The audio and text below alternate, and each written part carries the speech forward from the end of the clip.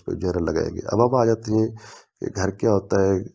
گھرانہ کیا ہوتا ہے اور ان میں فرق کیا ہے۔ گھر جو ہے وہ ایک، جیسے ہم بلڈنگ کے اوپر ہم نے کنسیپٹ پڑھ لیا کہ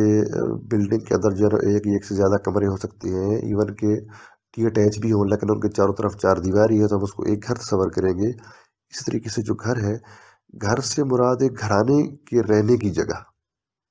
کم از کم ایک گھرانے کی جو ہے نا وہ رہنے کی ایسی عمارت جو تعمیراتی ساخت سے رہائش کے لیے بنی ہوئی ہو،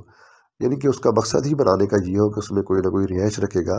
تو اس کو ہم جو ہے وہ گھر کہتے ہیں۔ یعنی کہ گھر ایک بلڈنگ کا نام ہے، ایک رہنے کی جگہ کا نام ہے۔ وہ کمرے بھی ہو سکتی ہیں اور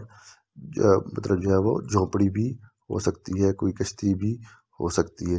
لیکن جو گھرانہ ہے وہ سے مراد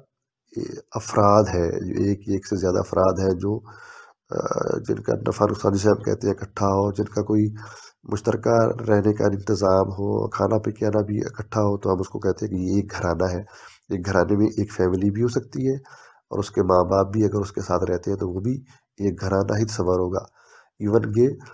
اگر ان کا ایک ہی باورچی خانہ ہے، ایک ہی کھانے پکانے کا انتظام ہے اور 3 بھائی ہیں اور تینوں شادی شدہ ہیں اور ان کے اپنے آگے بچے بھی ہیں، ان کے ماں باپ بھی ان کے ساتھ ہیں، تو وہ بھی ایک ہی گھرانہ تصور جو ہے وہ کیا جائے گا۔ اب ہم تھوڑا سا فرق کو تھوڑا سا واضح کر کے دیکھ لیتے ہیں کہ گھر سے مراد جو ہے وہ رہنے کی جگہ ہے، جو کہ گھرانہ اپنی رہائش کے لیے استعمال کرتا ہے، جبکہ گھرانے سے مراد ایک گھر میں مشترکہ انتظام کے ساتھ رہنے والے افراد ہیں۔ دوسرے لفظوں میں گھر سے مراد جگہ اور گھرانے سے مراد رہنے والے انفاس یا فرد جو بھی ہے۔